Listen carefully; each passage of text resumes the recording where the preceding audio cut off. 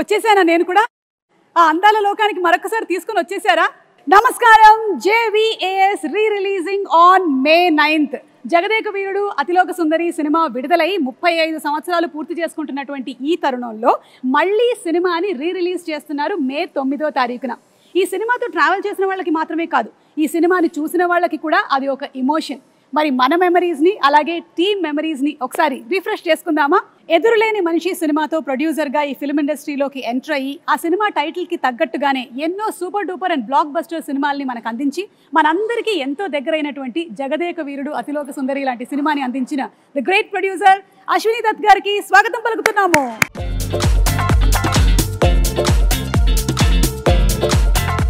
బాబు సినిమాతో తెరంగేట్రం చేసి వెండి తెర మీద ఎన్నో అద్భుతాలని సృష్టించి తరతరాలు మనం గుర్తుపెట్టుకునేటువంటి జగదేక వీరుడు అతిలోక సుందరి లాంటి సినిమాని మనకు అందించిన the captain of the ship దర్శకేంద్రులు శ్రీ కె రాఘవేంద్రరావు గారికి ఇదే మా సాదర స్వాగతం.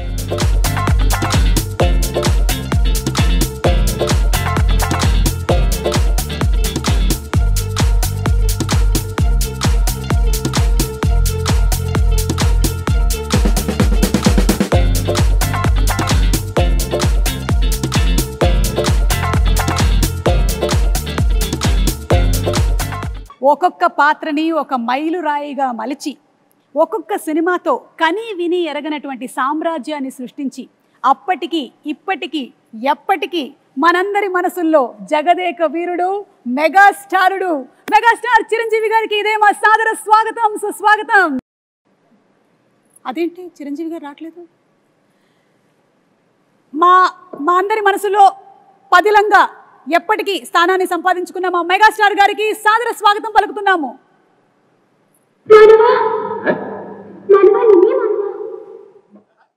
అలా అంటాం మానవ నువ్వు చంపుతున్నావు.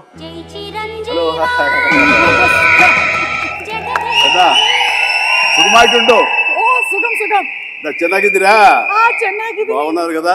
బాగున్నాను. నల్ల ఇరుకంగా నల్ల ఇరుకే కేంచో జబాబు कैसा हो यार? ఓ మై గాడ్, ఇన్ని లాంగ్వేజెస్ లో చిరంజీవి గారు హౌ ఇస్ ఇట్? నాకు ఇష్టమై నేర్చుకోవాలమ్మా. కష్టమై ఈయన చెప్పారు కదా అని చెప్పేసి 35 ఏళ్ల క్రితం నేర్చుకున్నాను. ఎందుకంటే గైడు రాజు అనే క్యారెక్టర్ తోటి. So the creator of the film K Raghavendra Rao గారు అండ్ జగదేక వీరుడు మా చిరంజీవి గారు అలాగే మా నిర్మాత అశ్విని దత్ గారు ముగ్గురు రెడీగా ఉన్నారు. ఈ సినిమా రిలీజ్ అయ్యి 35 సంవత్సరాలు అవుతున్నటువంటి ఈ తరుణంలో మళ్ళీ రీ-రిలీజ్ May 9వ తారీఖున జరగబోతుంది. ఒక్కసారి మెమరీస్ అన్ని రిఫ్రెష్ చేసుకుందామా? ముగ్గురికి మరొకసారి సాదర స్వాగతం పలుకుతున్నాము. Very very hearty welcome and congratulations. Cinema May 9వ తారీఖున మళ్ళీ రీ-రిలీజ్ అవుతుంది 35 సంవత్సరాల తర్వాత. How does it feel Raghavendra Rao గారు? ఎలా అనిపిస్తుంది? ఇంద్రలోకం నుంచి ఇక్కడ దిగినంత అందులో అవును, మేము మళ్ళీ ఇంద్రలోకానికి వెళ్తున్నామా, స్వర్గం చూడబోతున్నామా? స్వర్గం అంటే వెంకయ్యనాయుడు గారు అప్పుడప్పుడు అంటూ ఉంటారు, రాఘవేంద్రరావు సినిమాలు స్వర్గాన్ని పైనుంచి కిందకు దిగుతారని. దాని ఇన్స్పిరేషన్ కూడా ఆ పిక్చర్ గురించే. అలా జగదేకుడికి అసలు మాకు చాలా మెమరీస్ ఉన్నాయి. మా మెగాస్టార్ చిరంజీవి గారు సినిమా విడుదలై 35 సంవత్సరాలు అవుతుంది. మా గ్లామర్లు మారుతున్నాయి కానీ అప్పటికి ఇప్పటికీ ఇంకా పెరుగుతుందే కానీ మా చిరంజీవి గారి గ్లామర్ ఏం మాత్రం తరగటం లేదు. సార్ ఎలా అనిపిస్తుంది May 9వ తారీఖున మళ్ళీ రీ-రిలీజ్ అవుతుంది? It is really exciting Suma. And 35 years అయిందా అన్న భావం కలుగుతుంది. ఎందుకంటే ఆ షూటింగ్లో ప్రతి మూమెంట్, ప్రతిరోజు షూటింగ్లో ఉన్న ఎక్స్పీరియన్సెస్, అది ఆన్ స్క్రీన్ కానీ బిహైండ్ ద స్క్రీన్ కానీ సచ్ వండర్ఫుల్ మూమెంట్స్ అనమాట. అవన్నీ ఇప్పటికీ కళ్ళకు కట్టినట్లు ఉన్నాయి. ఇందాక ముగ్గురు గదిలో కూర్చొని అవన్నీ నెమరు వేసుకుంటుంటే నిన్న మొన్న జరిగినట్లు ఉంది తప్ప 35 years అలా పాస్ అయిపోయింది. అండ్ అశ్విని దత్ గారు, మీ feeling of releasing on May 9th? కళ్ళబడ నీళ్ళు వస్తున్నాయి అమ్మా, ఆనంద బాష్పాలు. ఇది గ్రేట్ వెంచర్. చిరంజీవి గారికి, రాఘవేంద్రరావు గారికి జన్మలకి రుణపడాలి. చిరంజీవి గారు అండ్ శ్రీదేవి గారు ఆ కెమిస్ట్రీ, ఆ ఆన్ స్క్రీన్ ప్రెజెన్స్, అసలు ఆ ఎనర్జీ వేరే లెవెల్. మీరిద్దరూ కలిసి చేసినటువంటి, అంటే పేరుగా చేసిన ఫస్ట్ సినిమానేనా చిరంజీవి గారు ఇది? ఫస్ట్ అని చెప్పాలి కానీ నిజానికి ఫస్ట్ కాదు. దానికి ముందు నా బిగినింగ్ ఆఫ్ మై కెరీర్లో తను ఇంకా బాంబేకి షిఫ్ట్ అయ్యి అక్కడ స్టార్గా సూపర్ స్టార్గా ఎస్టాబ్లిష్ అవ్వకముందు రాణి కసల రంగం అనే ఒక సినిమా చేశాను మన టిఎల్వి ప్రసాద్ డైరెక్షన్లో, వాసిరాజు ప్రకాశం గారి అబ్బాయి. అండ్ ఆ సినిమా తర్వాత మళ్ళీ మన గురువుగారి డైరెక్షన్లోనే మోసగాడు అనే సినిమాలో సోమన్ బాబు హీరోగా, అందులో అమ్మాయి డ్యూయల్ క్యారెక్టర్, ఒకటి కొంచెం వ్యాంపిష్గా ఉంటుంది, ఒక అమ్మాయి చాలా బుద్ధిమంతురాలు. ఆ వ్యాంపిష్గా ఉన్న అమ్మాయి పక్కన చేశాను. అది ఇద్దరికైపు ఒక సాంగ్ కూడా పెట్టారు ఆయన మాకు. బట్ అక్కడ చిన్న శాంపుల్గా వదిలేరు, దాన్ని పెద్ద ఎత్తున ఈ సినిమాలో కుదిరింది. చెప్పాలంటే ఈ సినిమా చేస్తున్నంతసేపు నాకు పాత సినిమాలన్నీ మైండ్ నుంచి పోయింది. ఈ సినిమాయే ఫస్ట్ సినిమా అన్నంతగా ఇన్వాల్వ్ అయ్యాం, ఫస్ట్ సినిమా అన్నంతగా జెల్ అయ్యాము, ఆ కెమిస్ట్రీ కుదిరింది, అలా ఇన్వాల్వ్ అయ్యాం. ఆడియన్స్ కూడా ఆ సినిమాలు ఉన్నాయా అంటే ఇప్పుడు నేను చెప్పాను కాబట్టి వాళ్ళు గుర్తించుకోవాలి తప్ప వాళ్ళ దృష్టిలో కూడా ఇదే ఫస్ట్ సినిమా అనుకోవచ్చు. ఎగ్జాక్ట్లీ. సో రాఘవేంద్రరావు గారు, ఈ థాట్ మీకు ఎలా వచ్చింది అసలు? ఈ సినిమా ముందు జగదేక సుందరం ముందు వరుసగా 3 సినిమాలు ఫెయిల్ అయినాయి. ఒంటరి పోరాటం, రుద్రనేత, అగ్ని అయిపోయింది, రాఘవేంద్రరావు పని అయిపోయింది. నెక్స్ట్ సినిమాలు చేయడం. ఆ టైంలో దత్ గారు ఒక లైన్ వినిపించారు.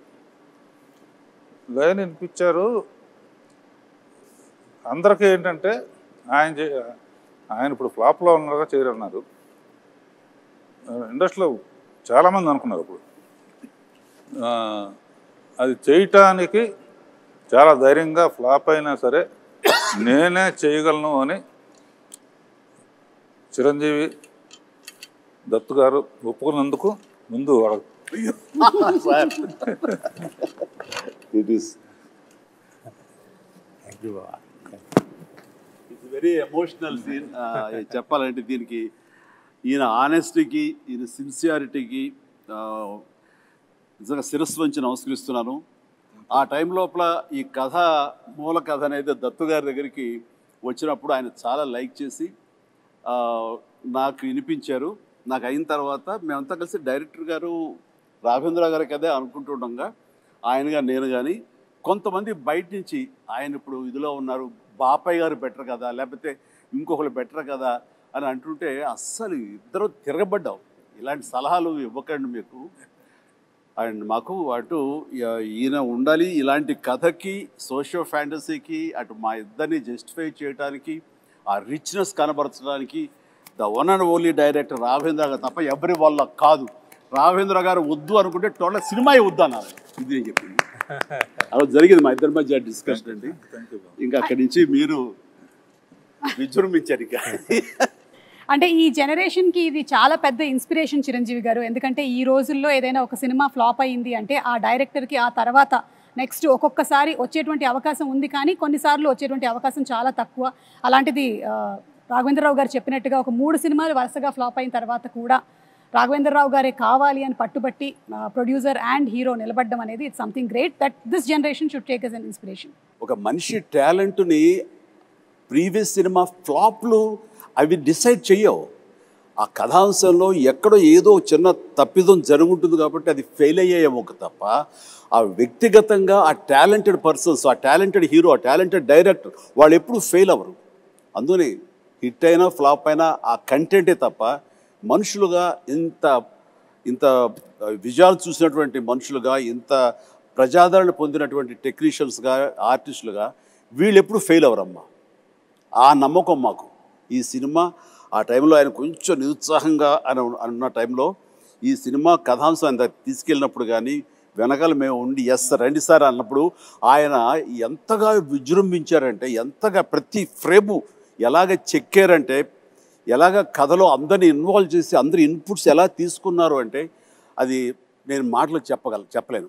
అంత ఇదిగా చేసుకున్నారు. అంటే నన్ను కూడా కూర్చోబెట్టారు.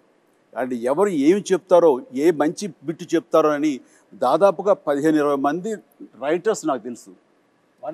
27 మంది రైటర్స్ అని విన్నాను చిరంజీవి గారు. నేను 27 మంది రైటర్స్ అని విన్నాను. 27 మంది ఏవో చిన్న కథ, లేకపోతే ఒక చిన్న టర్నింగ్ పాయింట్, ఒక చిన్న టిట్ బిట్, ఒక కామెడీ సెటప్ చెప్పిన వాళ్ళు కొంతమంది, అందరు ఇన్పుట్స్ తీసుకుని ఈయన చక్కగా దాన్ని పొందుపరిచిన విధానం కానీ, దాన్ని రాబట్టిన విధానం కానీ, తను తెరకెక్కించిన విధానం కానీ నా భూతో నా భవిష్యత్తు. అదే జగదేక వీరుడు అతిలోక సుందరి. అండ్ 27 మంది రైటర్స్తో పాటు మీరు కూడా ఒక 35 days కూర్చున్నారని విన్నాం. 35 days అండి. నేను కూర్చున్నాను. అది ఆయన గొప్పతనం. అంటే మా మధ్య ఈగోలు లేవు అనడానికి, ఎవరి నుంచి ఏమొస్తుందో మనకు అది ఉపయోగపడుతుందన్న ఆయన విస్తృత భావం, అది నన్ను కూడా కూర్చోబెట్టేలా చేసింది. అండ్ నాకు తెలిసింది నేను మాట్లాడాను, అట్లాగా అందరం కంట్రిబ్యూషన్ తోటి వచ్చింది. జగదేక వీరుడు అతిలోక సుందరి అనేటువంటి సినిమా మీకెన్నో మెమరీస్ని ఇచ్చాయి. అలాగే మాకు కూడా ప్రేక్షకులుగా ఎన్నో మెమరీస్, అంటే కొంతమందికి స్కూల్ టైంలో ఉండేటువంటి మెమరీస్, కొంతమందికి కాలేజ్ టైము, కొంతమంది ప్రేమలో పడ్డారు, కొంతమంది పెళ్లి చేసుకున్నారు. సో అందుకని ఈ సినిమా రిలీజ్ అవుతున్నటువంటి ఈ తరుణంలో అందరూ ఒక్కసారి రీఫ్రెష్ చేసుకుంటున్నారు. అందులోనూ సినిమా 3Dలో రిలీజ్ అవుతోంది. So we're more than happy. ఎందుకంటే చిరంజీవి గారిని మరింత దగ్గరగా చూడొచ్చు, శ్రీదేవి గారిని మరింత దగ్గరగా చూడొచ్చు. ఓకే, సో ఈ సినిమాలో 6 పాటలు, అండ్ 6 పాటలు సూపర్ డూపర్ హిట్. ఇది చాలా అరుదుగా జరిగేటువంటి ఫినామినా ఈ రోజుల్లో అయితే. అండ్ ఇళయరాజా గారి మ్యూజిక్ సిట్టింగ్స్ ఎలా ఉండేవి? ఫిల్మ్ ఇండస్ట్రీకి మ్యూజిక్లో ఒక కొత్త సౌండ్ వినిపించింది మొట్టమొదటి ఇళయరాజా గారు. అప్పటి వరకు ఒక టైప్ ఉన్నది. ఆ సౌండింగ్ కానీ, ఆ ఆర్కెస్ట్రేషన్ కానీ, నేను ముందే ఆఖరి పోరాటం అప్పుడే సరెండర్ అయిపోయాను. ఏమంటే నాకు కూడా కొంచెం పాటల మీద అనుభవం ఉంది. కొంచెం నెక్స్ట్ టైం కొంచెం ఇబ్బంది పెడతాను, 1-2 ట్యూన్లు ఎక్కువ చేయించుకోవటం అలవాటు నాకని.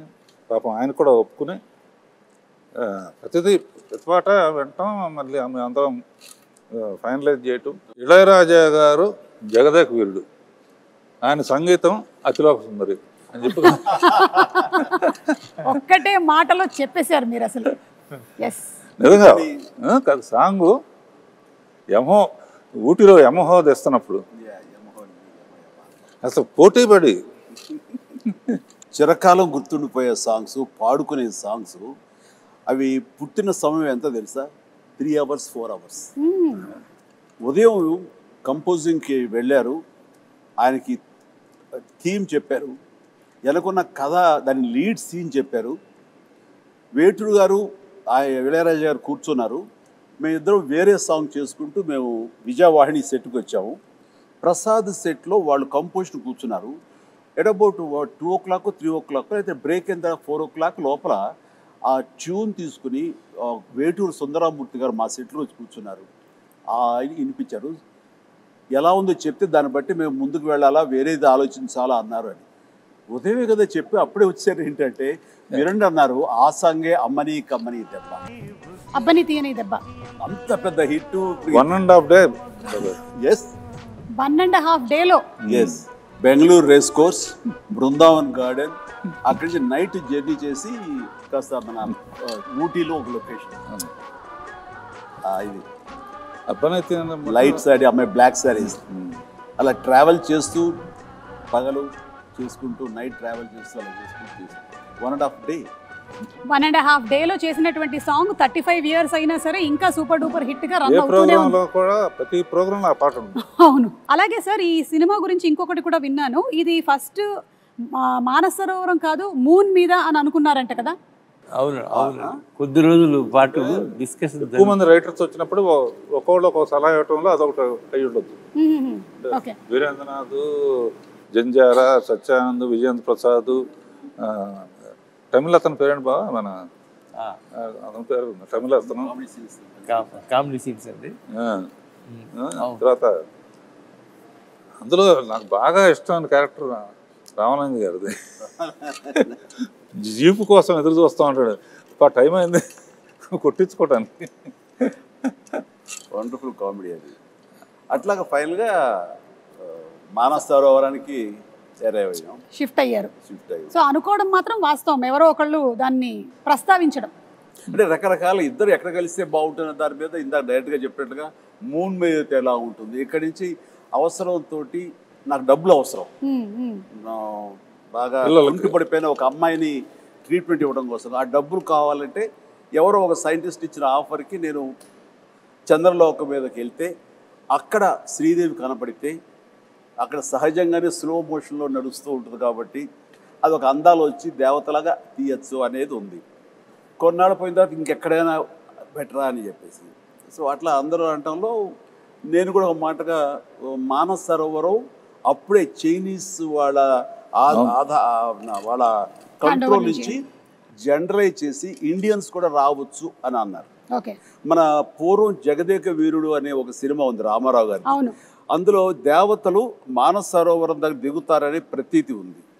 సో ఆ రోజు ఆ ప్యానల్ డిస్కషన్లో నేను అప్పుడే చూసిన ఈ న్యూస్ని వాళ్ళందరి ముందు చెప్తే అక్కడ దిగితే అయితే బాగానే ఉంటుంది. ఎందుకంటే ఇప్పటికి కూడా కొంతమంది మానస సరోవరం వెళ్ళి అక్కడ స్టార్స్ దిగుతుంటే అవే దేవతలు అనుకుంటూ వాటిని దర్శనం చేసుకుని వచ్చే నమ్మకం ఇప్పటికీ ఉంది. అదైతే మోస్ట్ రిలవెంట్గా ఉంటుందని దాని మీద అందరం కలిసి ఏకాభిప్రాయం వచ్చి ఎస్ మీరు అన్నమాట మీరు అందరూ అక్కడ మానస సరోవరం దిగుతున్నారు కదా, రేపొద్దు తెర మీద చూపిస్తా చూడండి ఛాలెంజ్ అంటూ ఈయన అన్న మాట నేను ఇప్పటికీ మర్చిపోలేను. చూస్తుంటే కనుక ఆ స్వర్గాన్ని ఆ మొత్తం మానస సరోవరాన్ని ఒరిజినల్ అందాలు కూడా అంత ఇదిగా ఉండవు. అది విజయ వాహిని స్టూడియో 8th ఫ్లోర్లో ఆయన అది క్రియేట్ చేశారు. That is greatness of Raghavendra Rao garu. Great. And అలాగే చిరంజీవి గారు అంటే ఈ రోజుల్లో మీరు నిజంగానే ఒక పెద్ద ఇన్స్పిరేషన్ అని చెప్పడానికి ఇంకొక రీజన్ ఏంటంటే మాకు తెలిసింది మీరు 105 జ్వరంతో కూడా సాంగ్ని ఒక 3 to 4 days వర్క్ చేసి కంప్లీట్ చేసి అండ్ ఆ తర్వాత వెళ్ళి హాస్పిటలైజ్ అయ్యారని విన్నాము. అది ఏ సాంగ్? అది దినక్కుత. నిజంగా ఈ ఈవెంట్లో ఈ రిలీజ్లో నువ్వు లేకపోవడం అనేది మా అందరిలోనూ విపరీతమైన లోటుగా అనిపిస్తుంది. ఈ క్షణం నిన్ను మనస్ఫూర్తిగా తలుచుకుంటూ నీకు నివాళులు అర్పిస్తూ ఈ ప్రోగ్రాము ఈ రిలీజు వీళ్ళ పర్మిషన్ తీసుకుంటున్నాను, వాళ్ళ కాదనరు. ఆ మహాతలికి తనకి ఇది అంకితం ఈ రిలీజ్.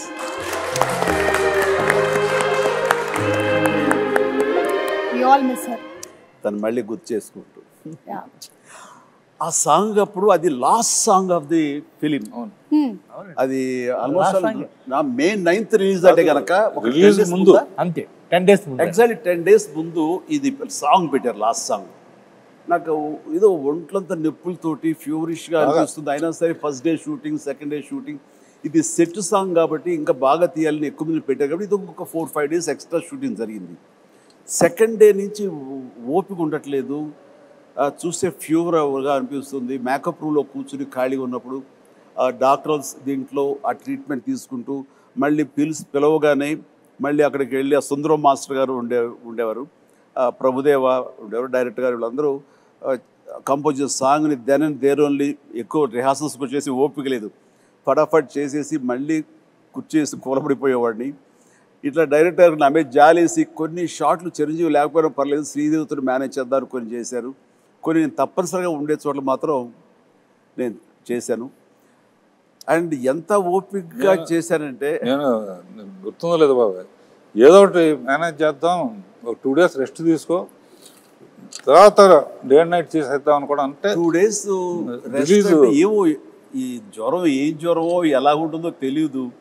అండ్ ప్రొడ్యూసర్ ఆయన ఫేస్ చూస్తుంటే పాపం ఆయన కూడా రెస్ట్ తీసుకోవాలంటే అనుకుంటారు. ఇది ద బెస్ట్ రిలీజ్, అందరూ హాలిడేస్, మే మంత్ చాలా మంచి రిలీజ్, ఇది పోగొట్టుకోకూడదు, ఇది అందరితో పాటు నాకు నష్టమే కాబట్టి ఆ నష్టాన్ని అధిగమించాలంటే కొంచెం కష్టపడాలి అనుకున్నాను. అండ్ చేసేసాను, అయిపోయింది. చేసిన తర్వాత కట్ చేస్తే లాస్ట్ షాట్ ఏం చేశాను తెలీదు, అయిపోయింది, వైండప్ చేశారు, గుమ్మడికాయ కొట్టారని తెలియదు కానీ ఇక్కడ డామ్ అని పడిపోయాను. మళ్ళీ స్పృహలోకి వచ్చేసరికి నేను విజయ హాస్పిటల్ అంటే విజయ వాహిని స్టూడియోకి రోడ్డు దాటితే విజయ హాస్పిటల్ అనేవాడు, ఇది కోడంబాకం దగ్గర. అండ్ అక్కడ వెళ్ళి జాయిన్ అయ్యారు. 2 days తర్వాత స్పృహలోకి వచ్చారు. ఆ జ్వరం ఏంటంటే మలేరియా, దారుణమైనటువంటి అలా చేయాల్సి వచ్చింది, చేయాలి అంతే. నేను వెళ్ళి రెస్ట్ తీసుకుంటాను, మీరు రిలీజ్ పోస్ట్పోన్ చేసుకోండి అంటే నా మీద ఉన్న ఇష్టంతో అభిమానంతో, నిజమే జెన్యూన్ కారణం కాబట్టి ఎవ్వరూ కాదని పరిస్థితి కాదు. కానీ నో, ఆ ప్రొఫెషన్కి న్యాయం చేయాలి అంటే నేను ఖచ్చితంగా కష్టపడాలి. అదేదో పర్వాలేదు నాకు అంటే ఓపిక ఉన్నంత వరకు లాస్ట్ మినిట్ వరకు చేసేసి ఫినిష్ చేశాం. అలాగే హీరోకి ప్రొడ్యూసర్కి మధ్యలో ఉండాల్సినటువంటి రిలేషన్షిప్ ఈ జనరేషన్ మిమ్మల్ని చూసి నేర్చుకోవాలి. ఒక హీరో ప్రొడ్యూసర్ని ఎలా గౌరవించాలి, ప్రొడ్యూసర్ హీరోని ఎలా చూసుకోవాలి అనేది మీరిద్దరూ you have set an example. దీని గురించి మీరు ఏమైనా? చిరంజీవి గారు ఒక మహానటుడు, మహా మనిషి అన్నీ ఆలోచించి అన్ని నిర్ణయాలు తీసుకున్నారంటే దానికి ఎదురు లేదు.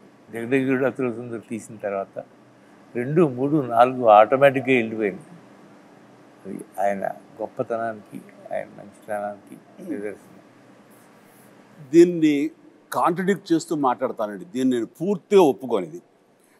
నేను ఇండస్ట్రీకి వచ్చిన తర్వాత దత్తు గారి మాటలో కానివ్వండి, ఇతర సీనియర్ ప్రొడ్యూసర్ మాటలో కానివ్వండి, మా రాఘవేంద్ర గారి మాటల్లో కానివ్వండి, నందమూరి తారక రామారావు గారు ఆ మహానటుడు ప్రొడ్యూసర్కి ఎంత విలువ ఇస్తారు, వాళ్ళు ఎంత బాగా చూసుకుంటారు, ఒక బిడ్డల్లా చూసుకుంటారు. చిన్న వయసులో వచ్చేటువంటి కాలేజీ స్టూడెంట్గా వచ్చేటువంటి అశ్విన్ దత్ గారు మొట్టమొదటిగా సినిమా తీయాలి రామారావు గారితో అంటే ఆయన బచ్చాగాడి నువ్వేంటి నాతో సినిమా తీసేది అని అనలా.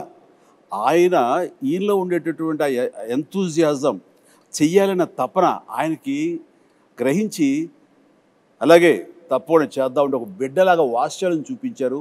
ఆ చూపించడం, సినిమాలు తీయటం, ఈయన ప్రొడ్యూసర్ని చేయటం కాకుండా ఆయన చూపించిన ప్రేమకి ఆయన బ్యానర్ వైజయంతి మూవీస్ అనే బ్యానర్కి రామారావు గారు ఊదింది పెట్టారంటే ఈయన హీరోలకు ఇచ్చేటటువంటి తండ్రి లాంటి ఆయనకి ఇచ్చిన విలువ, ఆయన వీళ్ళ బిడ్డలాగా చూసుకున్న విలువ, ఇవన్నీ వింటుంటే మాలాగా వచ్చే వాళ్ళకి మేము ఎంత ఇదిగా ప్రొడ్యూసర్లు గౌరవించుకోవాలని ఆయన నుంచి మేము నేర్చుకున్నాం. అంటే కాబట్టి నేను కూడా నా ప్రొడ్యూసర్స్కి అంత విలువ ఇచ్చి, వాళ్ళు లేకపోతే నేను లేను కదా, నాలో ఎంత టాలెంట్ ఉన్నా, ఎంత యాస్పిరేషన్స్ ఉన్నా, ఎంత కష్టపడే మనస్తత్వం ఉన్నా సరే ఆ వేదికనివ్వాలి కదా. అలా ఇచ్చేవాళ్లే తల్లిదండ్రులు, వాళ్లే దర్శక నిర్మాతలని మనస్ఫూర్తిగా నేను నమ్మే ఆంజనేయ స్వామి సాక్షిగా నేను నమ్ముతాను. అందుకే వాళ్ళకి విలువిస్తాను. నాకు వాళ్ళ ఈ పొజిషన్లో ఉండడానికి కారణం అడవి రాముడు, ఎన్టీ రామారావు. ఆయనతో 12 సినిమాలు చేశాను. బాబాయ్ బాబాయ్ అని పిలుస్తాను. ఇలాంటి హిట్స్ ఈయనతో 14 చేశాను. అందులో ఎప్పుడు అందాలలో అహో మహోదయం అంటే గుర్తుకొస్తూ ఉంటుంది. గుర్తుకొచ్చి వాళ్ళిద్దరూ ఆ పైనుంచి అమ్మాయి రావటం, ఈయన గైడ్గా రావటం.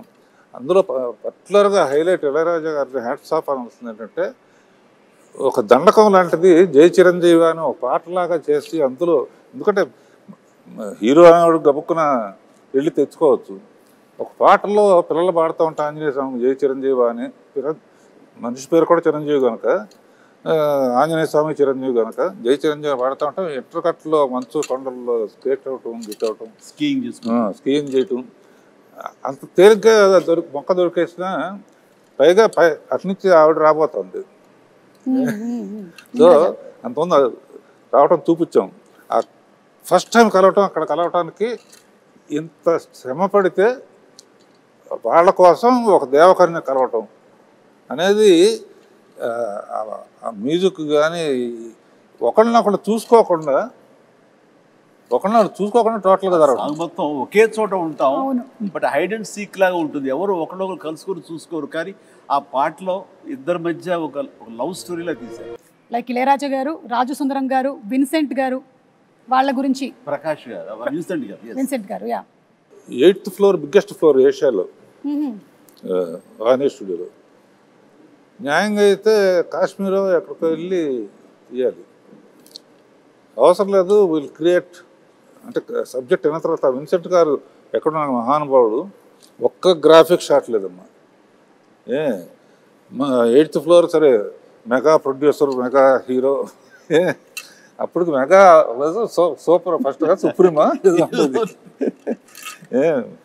దత్కార్ ప్రొడక్షన్ అంటే 8th ఫ్లోర్ ఫుల్గా మంచు కొండలాగా చేసేస్తామని చలంగారు కదా ఆర్ట్ చేస్తే, ఈయన ఒక్కో షాట్కి విన్సెంట్ గారు షాట్ చెప్పిన తర్వాత ఆయన పని ఏదో ఆ పాలిథిన్ పేపర్ తీసుకుని కెమెరా ముందు పాలిథిన్ పేపర్ అలా పెట్టి, అదే చిన్న మంచు గుహలాగా ఆ పక్కన చిన్న వ్యాజలను తీసుకుని లెన్స్కి ఎడ్జెస్లో గ్లో రావడం కోసం వ్యాజలను పూసి చేసేవాడు.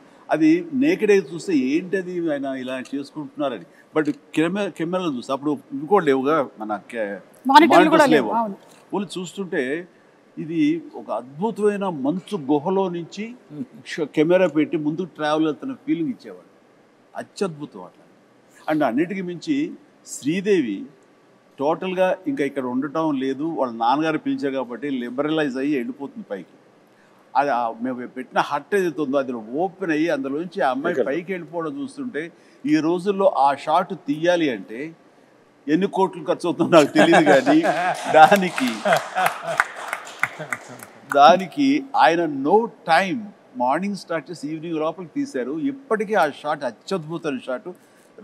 రేపు 9వ తారీఖు అందరూ చూస్తారు. ఇది అలాంటి కొన్ని విజువల్ వండర్స్ గ్రాఫిక్ లేకుండా చేసిన ఎన్నో షాట్స్ ఉన్నాయి. Super sir. అలాగే రాజసుందరం మాస్టర్ గురించి ప్రభుదేవ సడన్గా ఒకసారి సుందరం మాస్టర్కి అసిస్టెంట్గా వచ్చాడు. ప్రభుదేవ పని నుండి వెళ్ళాల్సి వస్తే అబ్బని తీని తప్ప ఒట్టి ప్రభుదేవాన్ని పెట్టి మనం లైట్గా లైట్ మూమెంట్స్ ఉండాలని చెప్పి రిహార్సల్ చేసి ప్రభుదేవ ఫస్ట్ సాంగ్ అప్పని తీని తప్ప. అందరూ ఒకసారి వచ్చేట్టున్నారు, సుందరం మాస్టర్ వచ్చేట్టున్నారండి. బెంగళూరు రేస్ కోర్స్ దగ్గర ఆయన కనిపించాడు కదా, అప్పుడు లేడా? అక్కడ ఉన్నారు ఫస్ట్ తోట ఉంది, అవును, అక్కడి నుంచి వెళ్ళిపోయారు. ఓకే, గ్రీన్ హౌస్ ఆ రెడ్ శారీ కట్టుకుని అక్కడ ఉన్నారు. ఎక్కడో ఒక కపుల్ ఆఫ్ డేస్ వచ్చేసాయని అబ్బాయికి ఇచ్చేసారు. వీడు చాలా బాగా చేశాడు. అంటే తన మీద నాకు చాలా నమ్మకం అండి.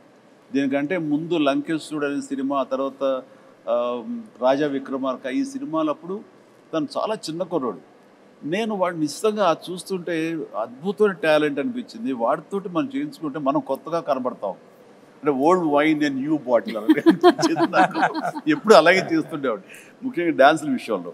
అలా చేసిన తర్వాత సార్ అటు చిన్నవాడు సార్, వాడికి ఏం తెలుసు సార్ అని సుందరం మాస్టర్ అనేవాడు.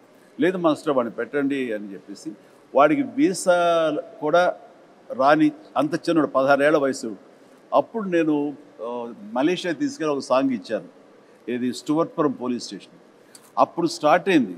ఆ తర్వాత నుంచి 2-3 సినిమాలు ఇందా చెప్పానుగా, లంకేశ్వరుడు కానీ కానీ అయింది. ఆ తర్వాత ఇందులో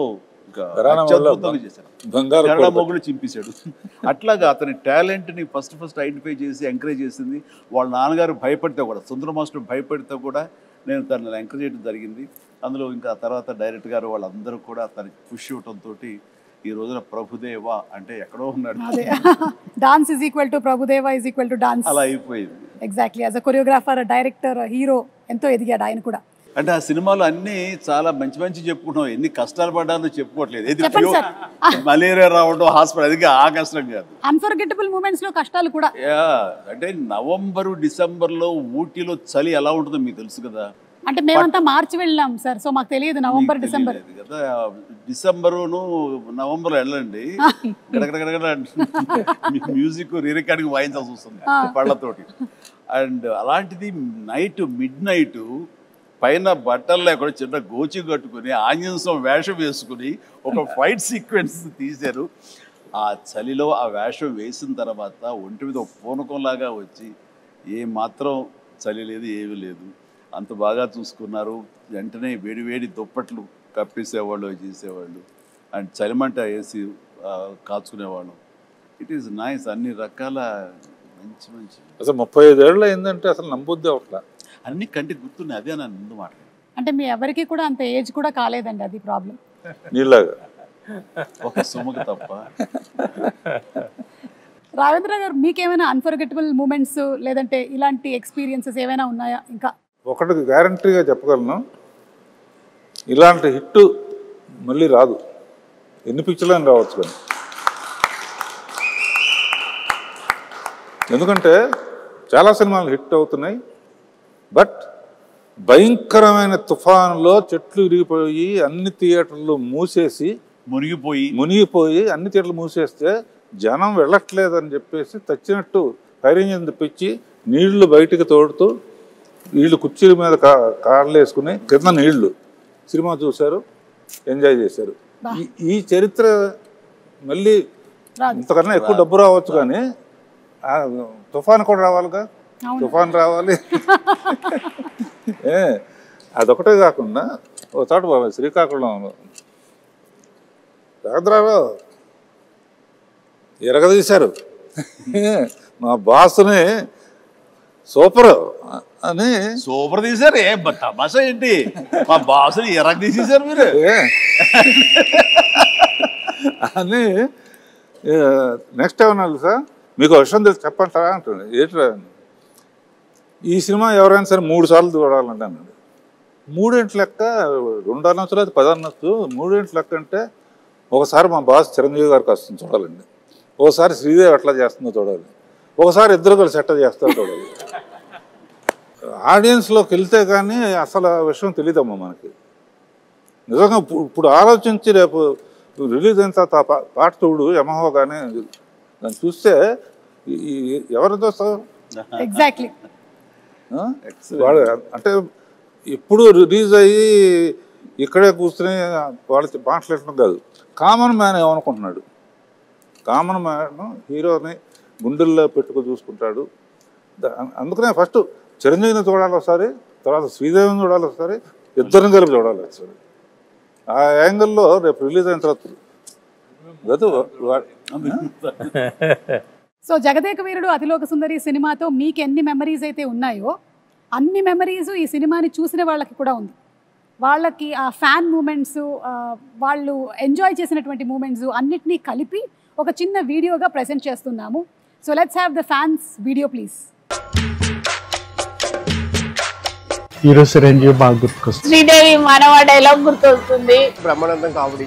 నాకు స్వర్గలోకం గుర్తొస్తుంది. శ్రీదేవి చిరంజీవి. చిరంజీవి శ్రీదేవి ఉంగరం గుర్తుకొస్తుంది బాబు.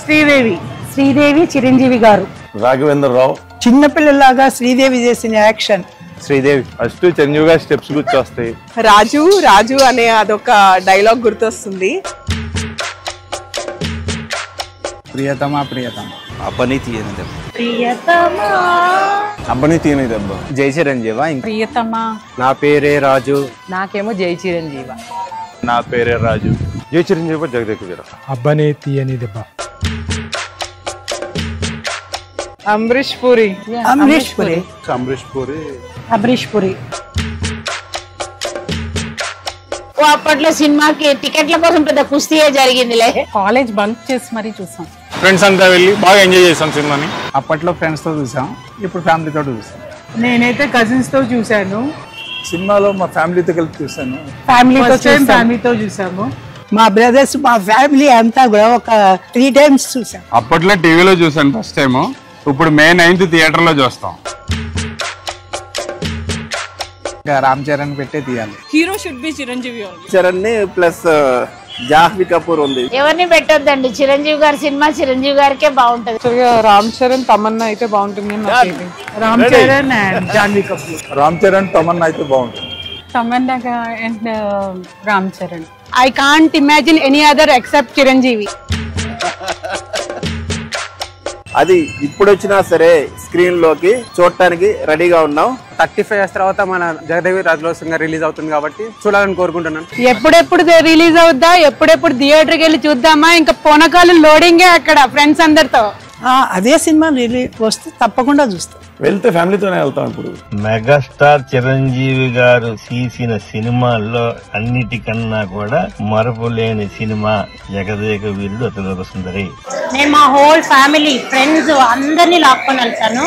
ఎందుకంటే ఐ బిలీవ్ దట్ ఈ మూవీ ఈ జనరేషన్ వాళ్ళు చూడాలి. ఈ టైమ్స్ మూవీస్ కూడా బీట్ చేస్తుంది. అది మళ్ళీ రేపు May 9 రిలీజ్ అవుతుందంటే దాని గురించి వేయగలిగితే వెయిట్ చేస్తున్నాం. కంపల్సరీగా ఆ రోజు మార్నింగ్ షోలో చూస్తాం.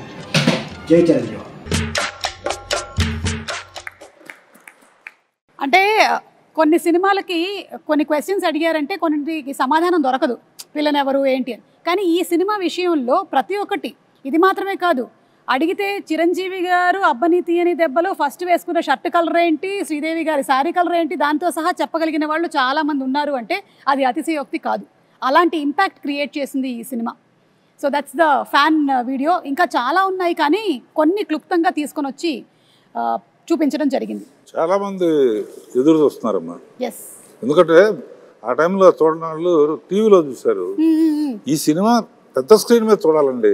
కరెక్ట్. మా హాస్టల్లో అందరూ నాకన్నా బాగా చిన్నవాళ్ళు, 28-25 ఏళ్ళ వాళ్ళు. వాళ్ళందరూ ఎగిరి గంతేస్తున్నారు ఎప్పుడు చూడాలని. ఎందుకు టీవీలో చూసాము, ఎన్నిసార్లు చూసినా కూడా ఫస్ట్ డే ఫస్ట్ షో జనంలో చూడాలి అని డిసైడ్ చేసుకున్నారు. అలా మామూలు సినిమాల్లో ఉండే వాళ్ళే చూడాలనుకుంటా ఉంటే మరి ఆడియన్స్కి ఎలా ఉంటుంది? డబుల్ ఎంతూజియాజంగా ఉంటుంది.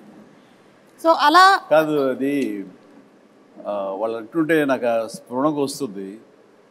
కట్టప్ప బాహుబలిని ఎందుకు చంపాడు అని ఒక లీడ్ క్యూరియాసిటీ పెంచి పార్ట్ 2కి అది దోహదపడింది. అందరూ ఆ ట్రాప్లో ఉండి ఆ ఆలోచనతో వెయిట్ చేశారు.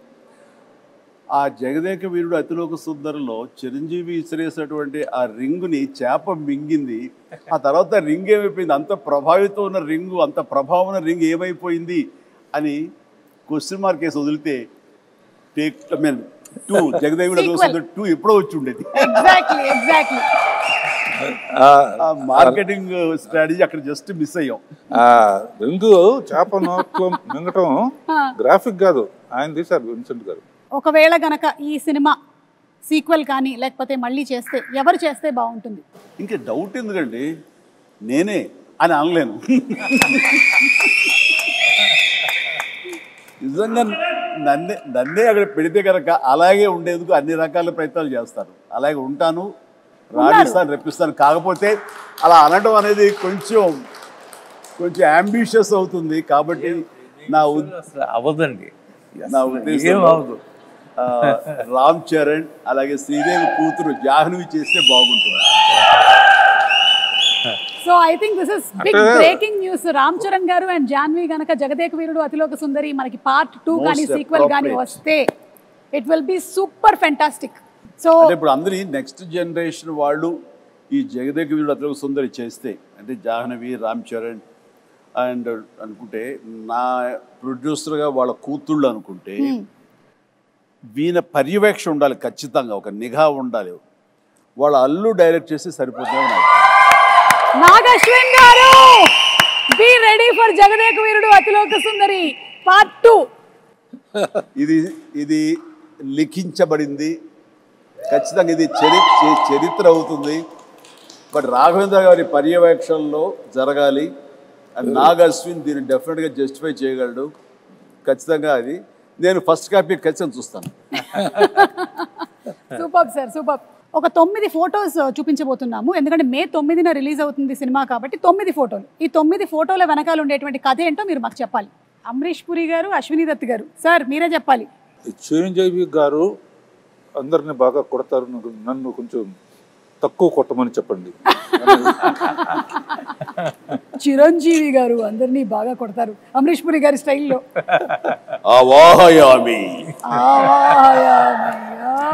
ఎంత ఇస్తావు దత్తు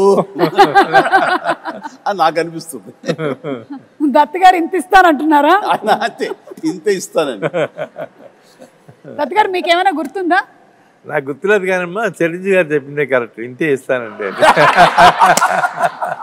ఓకే, పిక్చర్ నెంబర్ 2. 105 డిగ్రీల జ్వరాన్ని కూడా లెక్క చేయకుండా నటించి మే 9వ తేదీన చిత్రం విడుదల కావడానికి కారకుడైనటువంటి సుప్రీం చిరంజీవి నిజంగా చిత్ర జగదేక వీరుడు, మనసున్న మహా మనిషి.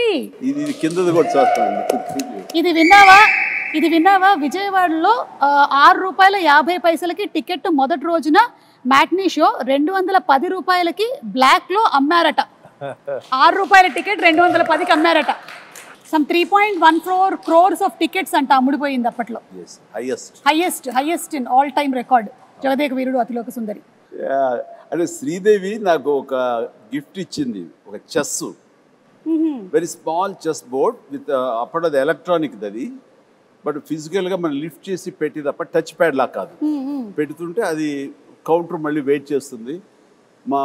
మనకి కంప్యూటర్ ఆడుతుంది ఒక్కోసారి, లేదంటే తను ఇంగ్లాండ్లో ఎక్కడో కొనుక్కుందంటే తీసుకొచ్చి నాకు గిఫ్ట్ ఇచ్చింది. అండ్ నాకేది అసలు ఇప్పటికీ నా దగ్గర ఉండాలి, మరి అది గుర్తు రావట్లేదు ఎక్కడుందో. ఖాళీ సమయంలో మీ ఇద్దరం కూర్చుని ఆడుతుంటే అనవసరంగా పెద్ద ఆయన వచ్చి డిస్టర్బ్ చేస్తాను. నేనున్నాను అవాయామి అన్నాడు మహాన్. కానీ ఇద్దరు స్వర్గస్థులు అయ్యారు. వాళ్ళ ఆత్మకి నిజంగా శాంతి చేకూర్చాలి. గొప్ప స్నేహపూర్వకంగా చేసాము ఈ సినిమా. ఆ సీన్స్ గారు, ఆయన కూడా wonderful artist, wonderful human being అండి బాబా. అక్కడ ఉన్నటువంటి చిరంజీవి గారికి ఇక్కడ ఉండే చిరంజీవి గారికి ఏమైనా డిఫరెన్స్ ఉందా? Nothing at all. That is our megastar Jagadeka Veerudu.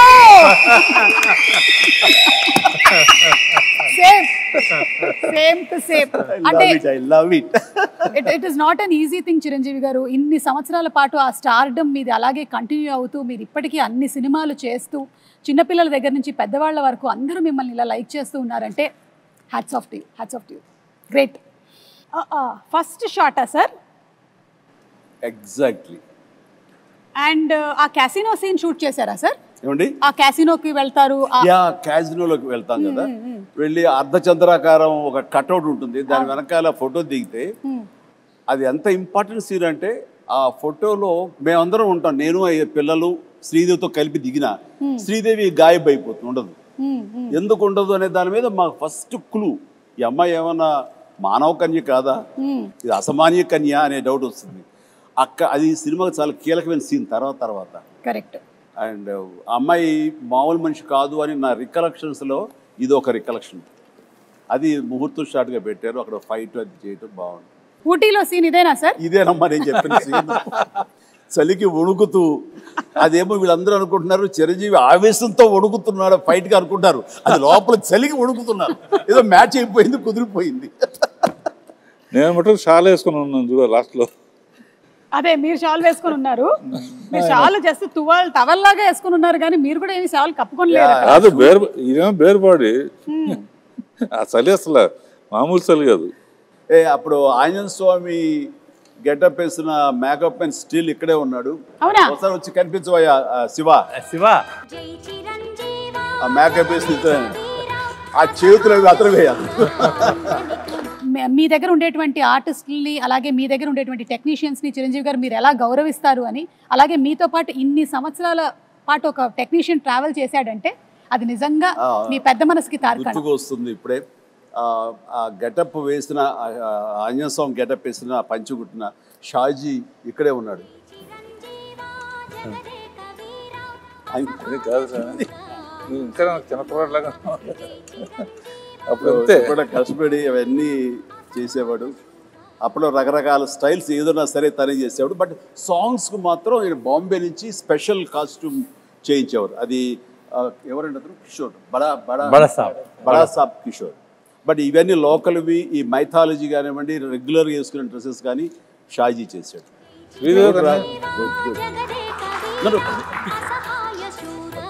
Shaji గారు కంగ్రాచులేషన్స్ అండి మీకు కూడా. 35 సంవత్సరాలు పూర్తవుతుంది. May 9th మీరు ఫ్యామిలీతో కలిసి వెళ్ళి సినిమా చూడండి. అంటే ఇది కూడా ఫస్ట్ డే ఆఫ్ షూటే, ఎందుకంటే అదే కాస్ట్యూమ్స్ లో ఉన్నారు కాబట్టి మేబీ అనుకుంటున్నాను.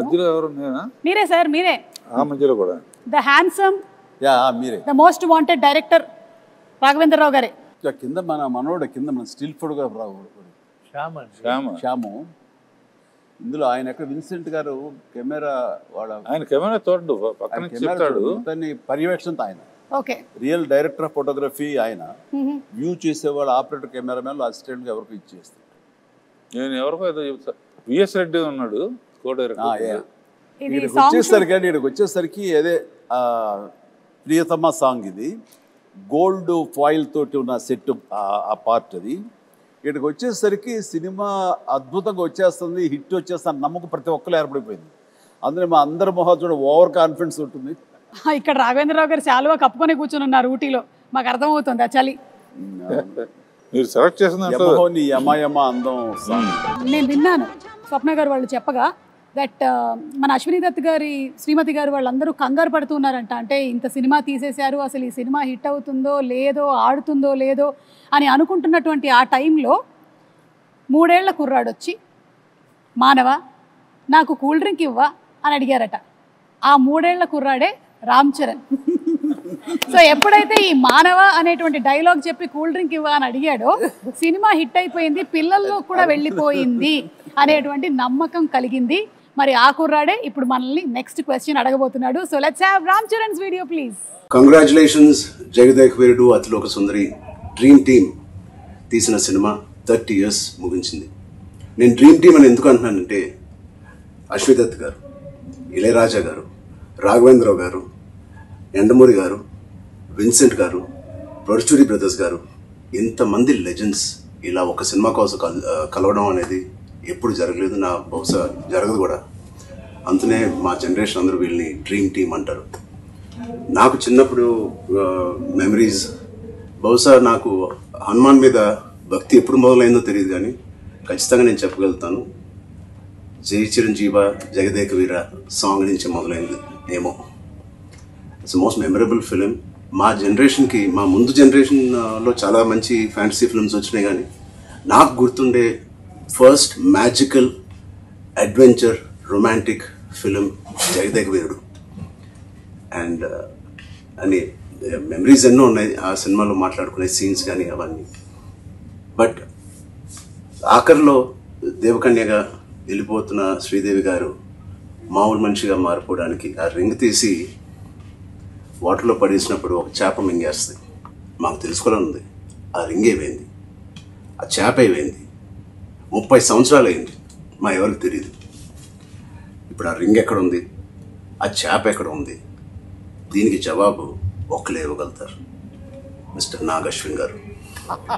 నాగశ్విన్ మా జనరేషన్కి త్వరలో ఒక మంచి జవాబు ఇవ్వాలని డిమాండ్ చేస్తున్నాం, అడగట్లేదు. Thank you so much. అంటే లైక్ ఫాదర్ లైక్ సన్. ఇది తెలియకుండా అదే నేను అన్నమాట ఇది. Exactly absolute no clue. ఇందాక అనుకుంటా నెక్స్ట్ జనరేషన్ సినిమా చేసి ఎవరెవరు ఏంటి అన్నప్పుడు సార్ ఆన్సర్ చాలా సింక్ లో ఉంది. Nag Ashwin be ready. Like father like son Chiranjeevi గారు ఏదైతే చెప్పారో అదే రామ్ చరణ్ రిపీట్ చేశారు. నీ గడ్డానికి నా గడ్డానికి పోటీ నాగశ్విన్. ఆయన ముడేసేవారే, ఎలాగ జుట్లేదు కానీ. ఏదైనా మే 9 మళ్ళీ ఫ్రెష్గా ఇంతకుముందు తీసాను అనుకోకుండా వెళ్ళి చూడబోతున్నాను. అనుకోకుండానే పాట వచ్చినప్పుడు మళ్ళీ అందరూ డబ్బులు వేస్తారు, అది ఎంజాయ్ చేస్తాను. కొన్ని అద్భుతాలు జరిగినప్పుడు ఆనంద బాష్పాలు అంటారే, థియేటర్లో వెనక నుంచి చూస్తూ ఉంటే ఆటకు డబ్బులు వేస్తూ ఉంటే ఆ కళ్ళకు నీళ్ళు వచ్చేస్తాయి. వాళ్ళు చెప్తుంటే వింటమే తప్ప ఆ థియేటర్ ఎక్స్పీరియన్స్ నిజంగా కొన్ని చూడలేకపోయాం. అండ్ అంటే జనరేషన్స్ మారిపోయింది 35 ఏళ్ల క్రితానికి ఇప్పటికీ. అండ్ ఖచ్చితంగా లేటెస్ట్ జనరేషన్ దీని గురించి వినుంటారు తప్ప కని ఉండరు. వాళ్ళందరూ చూడేసేందుకు గొప్ప అవకాశం ఇది. అండ్ మీ పెద్దలు, మీ తల్లిదండ్రులు, ఆ పెద్దవాళ్ళు ఈ సినిమాని ఎంతగా ఆస్వాదించారో మీరు వినుంటారు మాటల్లో. ఖచ్చితంగా అది నిజమా కాదా అని తెలుసుకునేందుకు May 9th ప్రతి ఒక్కళ్ళు, ప్రతి యంగ్స్టర్, ప్రతి చిన్నపిల్లలు వెళ్ళి చూడండి, మీరు ఖచ్చితంగా ఆస్వాదిస్తారు. And entertainment is guaranteed. God bless.